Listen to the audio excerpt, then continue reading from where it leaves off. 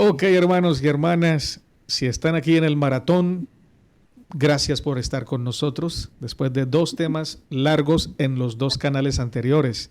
Bienvenidísimos al canal de Juan Miguel. Suscríbanse también aquí como lo hicieron en el canal de Juan Ramón.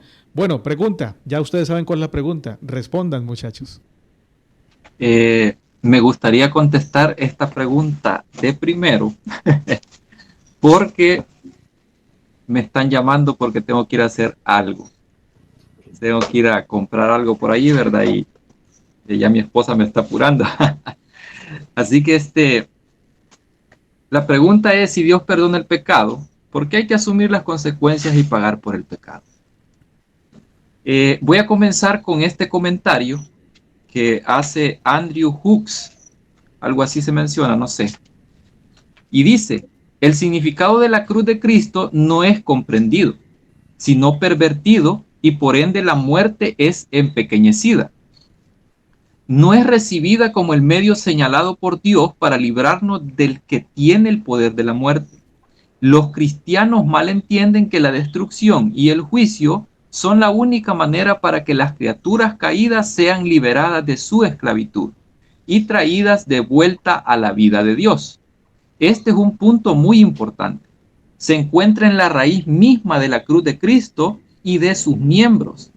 Es la pauta para que todos sus juicios, quien da la muerte y la vida, que hace descender al Seol y retornar, según Primera de Samuel 2:6 y Deuteronomio 32:39, dice acá.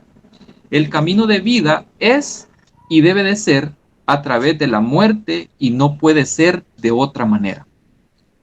Quería comenzar con este texto porque tiene algo que ver con lo que es Primera de Corintios 15, en donde Pablo comienza a dar una descripción de cómo va a ser la resurrección de los muertos.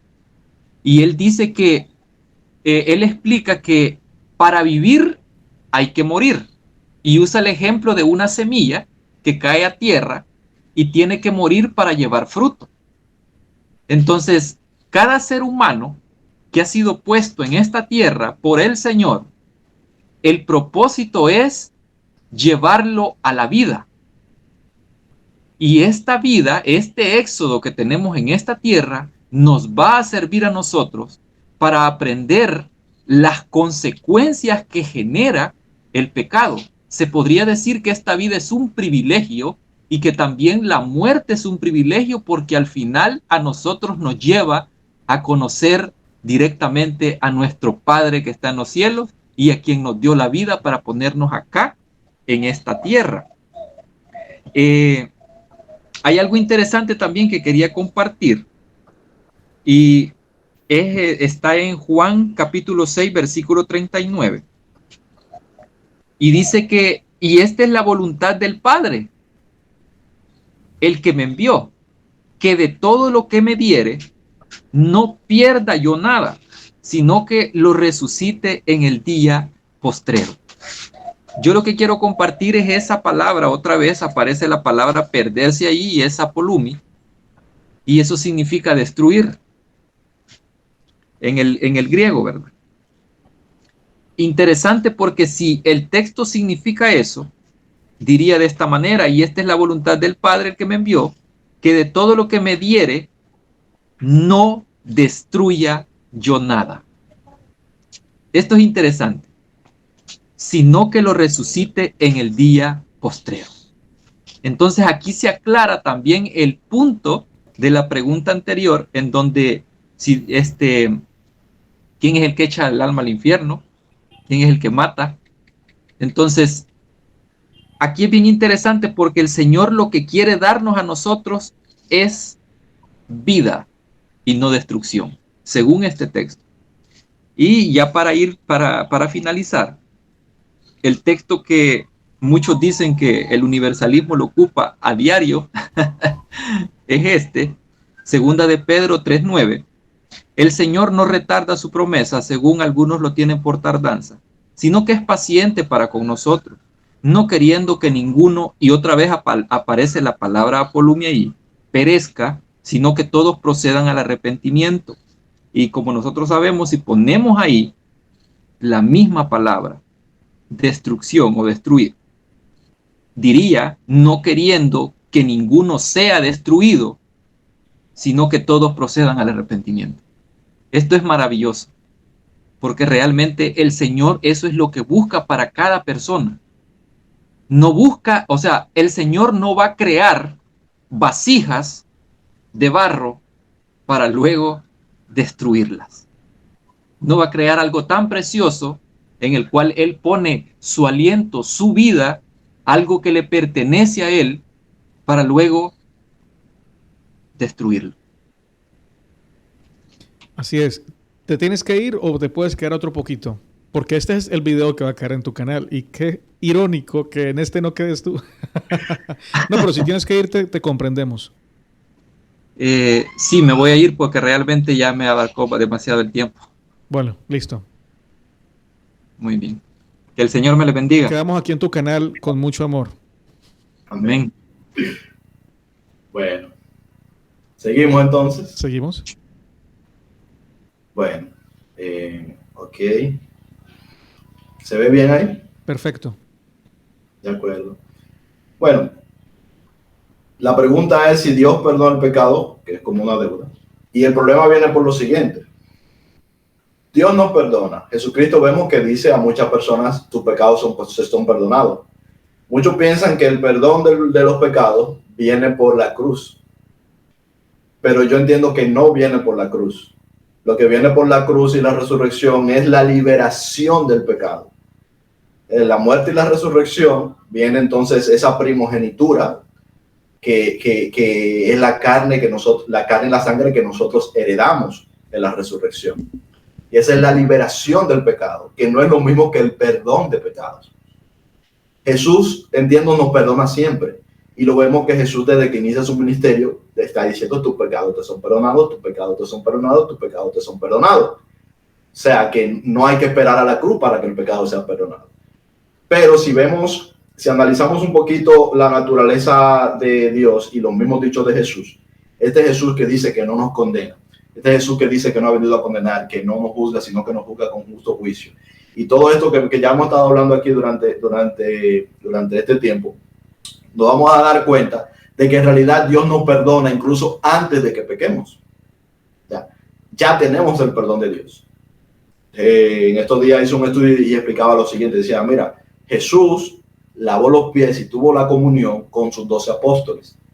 Y los 12 apóstoles, ya el mismo Jesús había declarado que uno lo iba a negar, uno lo iba a vender y que los otros 10 se iban a escandalizar de él y lo iban a abandonar.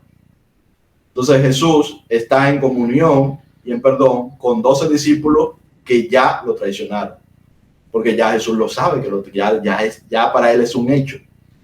Sin embargo, él practica con ellos la comunión, ya les está designando tareas y ya los ha perdonado. O sea, el perdón de Dios no tiene, ¿cómo se diría? No tiene condición alguna. Yo digo que el perdón es automático, pero no es que es automático, es que es Dios. Dios, eso es parte de Él, es parte de lo que Él es, por eso lo hace, porque es parte de lo que Él es. Dios es amor y ese amor implica ese perdón. Entonces la pregunta es esta: si somos ya perdonados, se nos dice que la paga del pecado de la muerte, pero ya somos perdonados, ¿por qué seguimos teniendo las consecuencias de un pecado de que ya no fue perdonado? Si yo te tomo algo prestado, por ejemplo, y tengo una deuda contigo, y tú me perdonas esa deuda, ya yo no debo eso. Por lo tanto, si tú me lo has perdonado, ¿por qué yo seguiría debiéndote? ¿Por qué seguiría teniendo consecuencias, por tanto, de esa deuda si ya tú me perdonaste? Buena propuesta. Ahí es que viene el problema de la pregunta. Entonces, tenemos enfermedad, tenemos dolor, ¿verdad? Tenemos guerras, tenemos calamidades y tenemos la muerte. Pero tenemos todo eso como consecuencia de un pecado que ya ha sido perdonado por Dios. ¿Cómo es posible? Esto es un misterio. Y vamos a ver si lo podemos desenredar. Vamos a Génesis capítulo 1 del verso 14 al 19. Dice: dijo luego Dios: haya lumbreras en la expansión de los cielos para separar el día de la noche, y sirvan de señales para las estaciones, para días y años, y sean por lumbreras en la expansión de los cielos para alumbrar sobre la tierra. Y fue así. E hizo Dios las dos grandes lumbreras, la lumbrera mayor para que señoree en el día y la lumbrera menor para que señoree en la noche. Hizo también las estrellas y las puso Dios en la expansión de los cielos para alumbrar sobre la tierra y para señorear en el día y en la noche, y para separar la luz de las tinieblas. Y vio Dios que era bueno, y fue la tarde y la mañana el día cuarto. Diremos nosotros, ¿qué tiene esto que ver? Aquí se está hablando de señorío y de señorear. Se está hablando de una lumbrera mayor y de una lumbrera menor. Y se está hablando de estrellas. Y ya que solo estamos nosotros dos, yo te pregunto, Natanael, ¿qué significan las estrellas? Generalmente se ha hablado que son ángeles o son líderes. Potestades.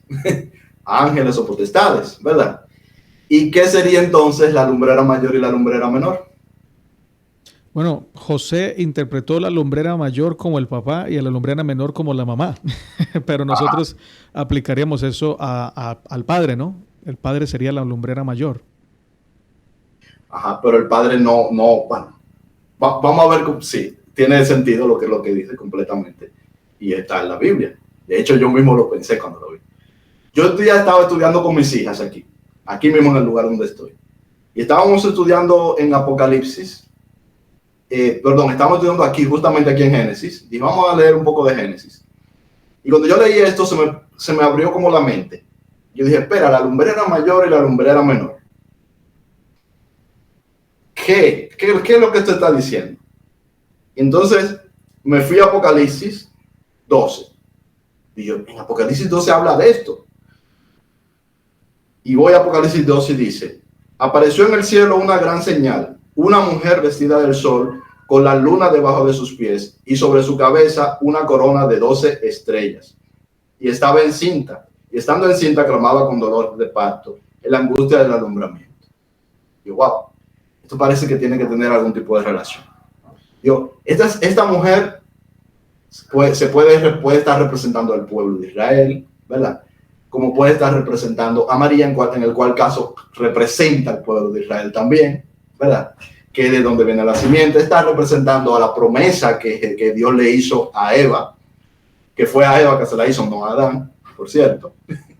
Esto es importante para el patriarcado. Fue a Eva que se le hizo la promesa, no a Adán. Sin embargo, las genealogías se miden por Adán, no por Eva. Pero bueno, eso es otro tema. Y digo, aquí aparece la figura, aparece la mujer vestida del sol y con la luna debajo de sus pies. Y cuando vamos a Génesis, ¿qué encontramos? Encontramos a una mujer, ¿verdad? En este caso, la simiente. Aquí está, dice. Entonces, en Génesis 3, a partir del versículo 13, dice, Jehová dijo a la mujer, ¿qué es lo que has hecho? Y la mujer, la serpiente me engañó y comí. Y Jehová dijo a la serpiente, por cuanto esto hiciste, maldita serás de todas las bestias y entre todos los animales del campo. Sobre tu pecho andarás y polvo comerás todos los días de tu vida. Y pondré enemistad entre ti y la mujer, entre tu simiente y la simiente suya. Esta te herirá en la cabeza y tú le herirás en el calcañar. Entonces yo digo, bueno, esta te herirá en la cabeza. Luego me voy a Apocalipsis 2 y veo que bajo los pies de la mujer está la luna. Pero la mujer está vestida del sol. Bien. Volvemos de nuevo a Génesis 1. ¿Qué es lo que he entendido por esto? Aquí me parece que esto es un texto profético. O sea, así lo veo. Esta es la aplicación que le estoy dando en Génesis capítulo 1, que es un texto profético. Y que nos está hablando de dos potestades, principalmente. De una potestad mayor que alumbra en el día, que es la luz, y una potestad menor, que es la potestad de las tinieblas, que señorea en las tinieblas, de la cual nos habla también Juan, de la cual también nos habla Pablo, ¿verdad? Él es la luz, pero vemos que esta potestad mayor tiene la misma naturaleza de la luz que aparece en Génesis 1 al principio, porque dice que fue creada la luz, ¿verdad? Esto yo lo relaciono, es un poco complicado, pero esto yo lo relaciono también con Juan 1, cuando dice que él era la luz, cuando está hablando de Jesús, específicamente de Jesús. Entonces, este Jesús es la luz. Por medio de él todo es creado, pero él se instancia en esta potestad superior en este universo, en la creación. O sea, el mismo creador se instancia en una potestad que es la potestad mayor, que sería la que le llama aquí el sol, que alumbra para alumbrar en el día. Juan nos dice, ya las tinieblas van pasando. Jesús nos dice cuando llega el día ya, cuando va a ir a la muerte, nos dice, es la potestad de las tinieblas, es la hora y la potestad de las tinieblas. Nos está hablando de una potestad de las tinieblas. Entonces, ¿qué es lo que yo veo aquí?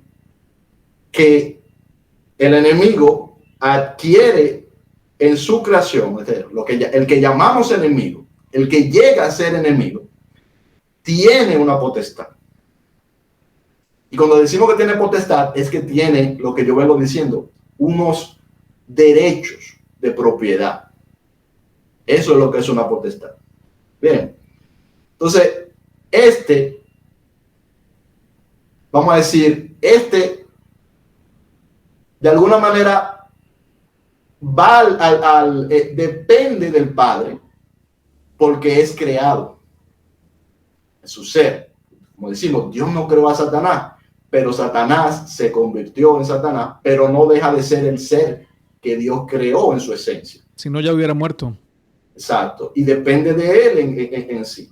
Así como la luna, para alumbrar, depende, por ejemplo, del sol. Es una buena analogía. No es literal esto que estoy diciendo aquí, pero es una buena analogía. Así como la luna, para señorear, aún para señorear en las tinieblas, necesita la luz del sol, ¿verdad? La luz de aquel que todo lo sostiene.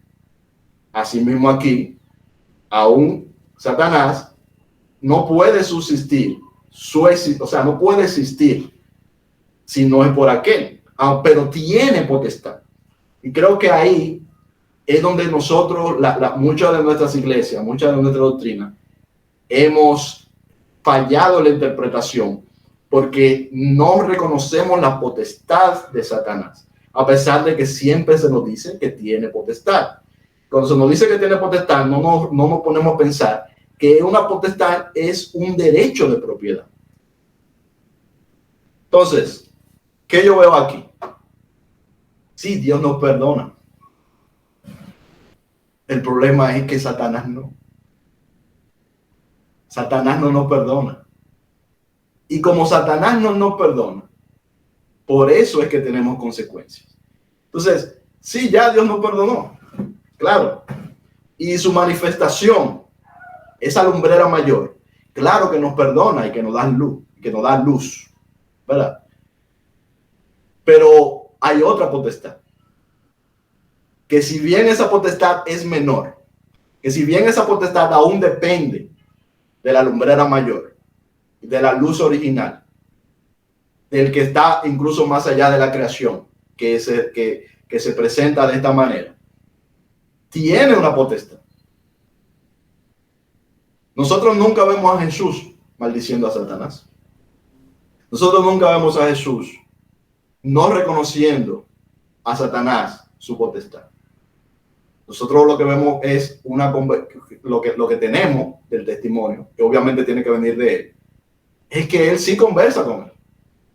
Pero no es como, usted me va a disculpar, pero en la iglesia evangélica se suele pisar a Satanás, se suele maldecir a Satanás, se suele ponerlo y pisarlo debajo de los pies, ¿verdad? Y darle la maleta para que se vaya, ¿verdad?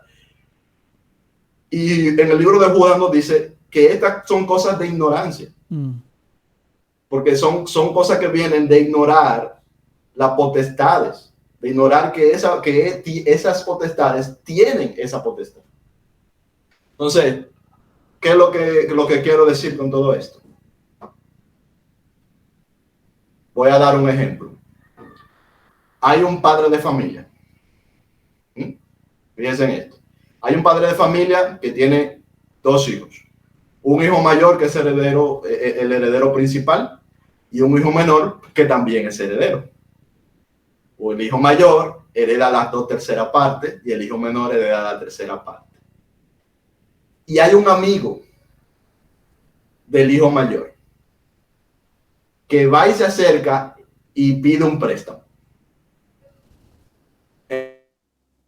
Bueno, el video se nos cortó y por un fallo eléctrico. Entonces voy a tratar de resumir con un ejemplo la explicación que estaba dando sobre la respuesta a la última pregunta. La pregunta es sobre por qué tenemos consecuencias del pecado.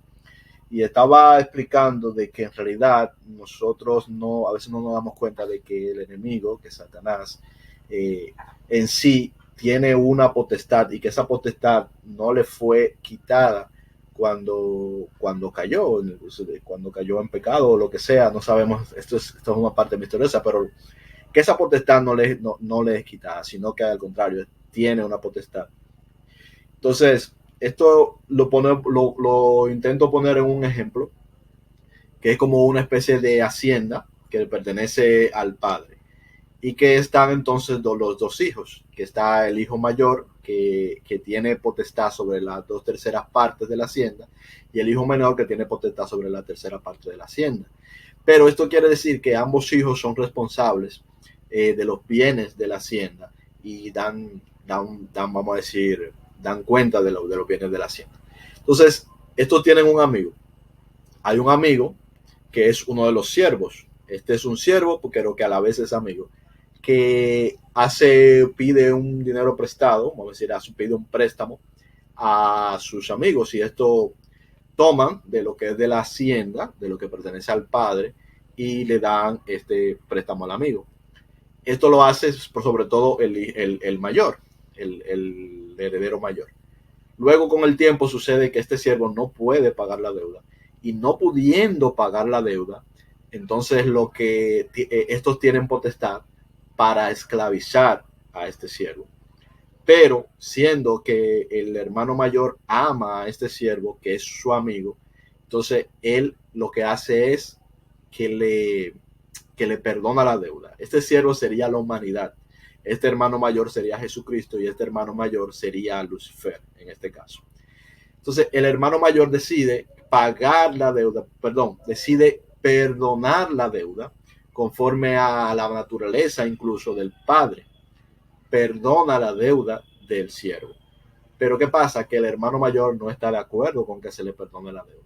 Y como el hermano menor no está de acuerdo con que se le perdone la deuda, entonces el hermano menor busca esclavizar a los siervos, en este caso al siervo, para que pague la deuda y mantenerlo en esclavitud. Y más o menos es un ejemplo de lo que quiero decir. Que no es Jesús el que quiere cobrar nuestras deudas del pecado. No es el Padre el que quiere cobrar nuestra deuda, porque ya Dios nos perdonó, sino que es el enemigo el que quiere cobrar la deuda. Es él el que nos esclaviza, el que busca esclavizarnos, y que de alguna manera lo hace en la carne.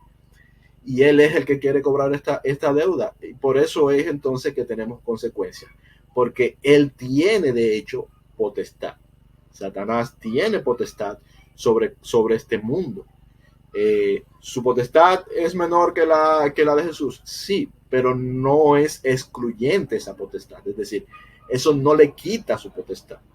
Por lo tanto, a él, para nosotros ser libres, hay que pagarle. Nosotros no podemos pagarle porque hemos sido hechos como esclavos. Entonces, ¿quién paga? El mismo hermano mayor es el que se hace como uno de los siervos, y viene, y teniendo él de sus propios bienes, entonces le paga al hermano mayor, hace el pago de la deuda para liberarnos de la potestad del hermano menor. Esto es a grandes rasgos y sin muchos detalles y con mucho derecho a cuestionar, una especie de ejemplo que a veces intento dar para explicar esto. Lo dejamos ahí entonces. Dios bendiga. Querida familia, El hermano Juan Ramón creo que tuvo problemas con su internet. Vamos a terminar este video o esta sección diciendo que Dios podría evitarnos las consecuencias porque Él no quiere que suframos. Pero como Él sabe que a veces solamente como seres humanos carnales y caídos aprendemos a través de los golpes, entonces Él las permite y decide sufrir a nuestro lado. Nunca nos va a dejar sufrir solos. Siempre está allí con nosotros, a pesar de que los que merecemos el sufrimiento somos nosotros. Él, como un buen padre, es empático y comparte nuestro dolor. Nos permite pasar por él para que podamos crecer, madurar y aprender lo que de otra manera no seríamos capaces de aprender. ¿Cuántos de nosotros podemos decir que hemos abandonado el pecado? Primero, porque Cristo nos ama y somos conscientes de ese amor, pero segundo, porque sabemos que hay consecuencias y que duelen hasta lo profundo del alma. Hermanos y hermanas, gracias por haberse quedado hasta el final de estos 3 bloques. Déjennos sus amables comentarios y seguimos creciendo en Cristo, unidos en su amor.